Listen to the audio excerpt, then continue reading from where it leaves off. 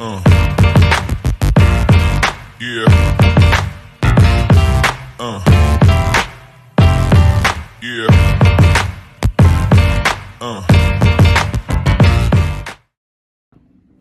Bonjour à toutes et à tous, chères auditrices ou auditeurs de Démocrash. Aujourd'hui, si on se retrouve ici, dans ce magnéto, c'est que vous n'avez pas très bien compris en quoi consistent les démocraties hybrides, plus précisément à travers l'exemple de la pluralité des démocraties en Afrique. Vous n'avez pas compris? Ce n'est pas grave. Allez, on va tout vous expliquer. Mais tout d'abord, chères lectrices ou lecteurs de Démocrash, avant de parler d'une certaine forme de démocratie hybride, cherchons ensemble à savoir ce que c'est finalement.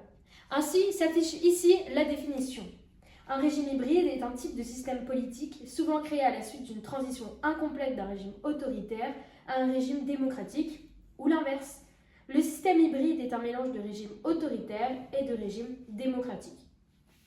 Ainsi, nous pouvons comparer par exemple le Sénégal en Afrique, qui est passé d'une démocratie que l'on pourrait dire hybride à une démocratie pluraliste, à une démocratie où on a plus de liberté, on a plus de choix, on peut voter, on peut s'exprimer et la politique n'est pas faite que d'un seul parti.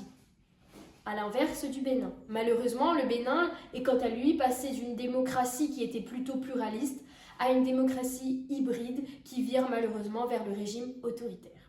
Pour ce magnéto sur les démocraties hybrides, nous, rédaction de Démocrash, nous nous sentions obligés d'inviter la rédactrice en chef spéciale géographie, histoire et EMC, Evan Carpena.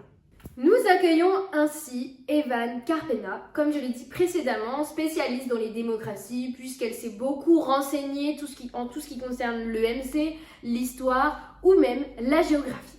Bonjour Evan. Bonjour Emma, merci d'avoir m'invitée.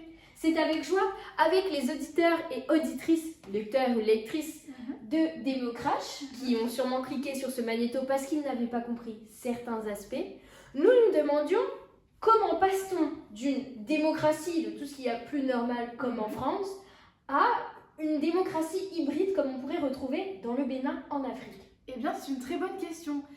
Il faut savoir que ce phénomène peut se passer très rapidement.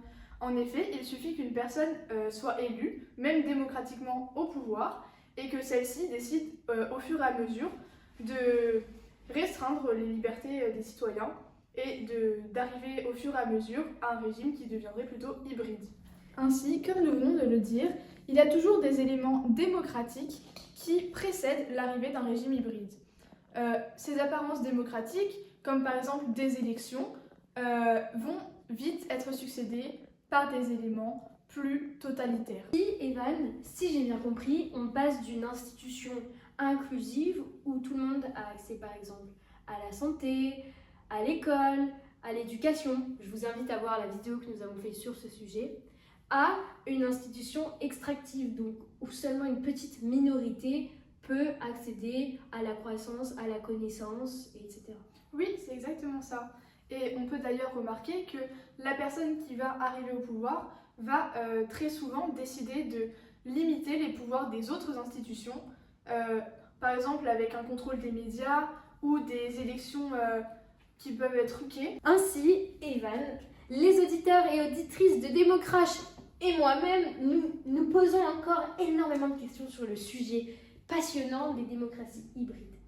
Et personnellement, la question qui me vient le plus en tête, c'est est-ce qu'on peut passer d'une démocratie hybride à une démocratie pluraliste finalement, un régime plutôt autoritaire, un retour à la normale, si je peux me permettre? Eh bien oui, Emma, c'est totalement possible. C'est un processus qui peut être compliqué et qui dépend de différents critères que je peux vous présenter. Il existe donc différents critères permettant à un régime de passer d'un régime hybride à une démocratie. Le premier que l'on peut prendre en compte, ce serait s'il y a des pressions internes au sein du pays. Donc ça peut dépendre notamment du niveau d'études des personnes qui y habitent, qui peuvent finalement se révolter et donc par cette révolte pousser le régime à redevenir une démocratie. Cela peut également arriver à la suite de pressions internationales. Des alliances avec des démocraties, par exemple, peuvent pousser les régimes hybrides à réformer leur constitution. Nous pouvons également présenter le facteur économique dans cette transition. En effet, la croissance économique pour un pays peut permettre des conditions plus propices à la répartition des richesses et à une stabilité dans le pays. Enfin, le dernier facteur dont on peut parler est le rôle important des élites. En effet, les élites qui sont un groupe restreint de personnes ayant beaucoup de pouvoir peut être crucial dans ce processus puisque c'est elles qui vont appuyer énormément les décisions prises.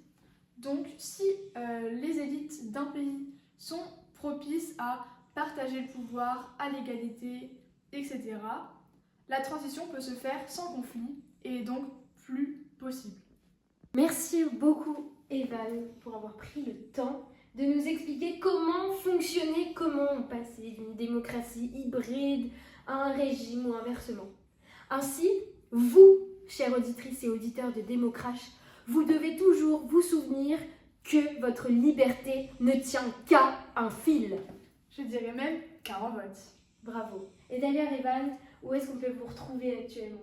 Eh bien, si vous avez été très intéressé par ce que je vous ai raconté, sachez que vous pourrez retrouver tous mes travaux dans la thèse que j'ai écrite, qui se retrouve sur mon compte Instagram, que je vous mets juste ici. Et vous, chers auditeurs, auditrices, lectrices ou lecteurs de Démocrash, on se retrouve la semaine prochaine pour parler du poulet polonais et de ses avantages et bien entendu ses inconvénients. Allez!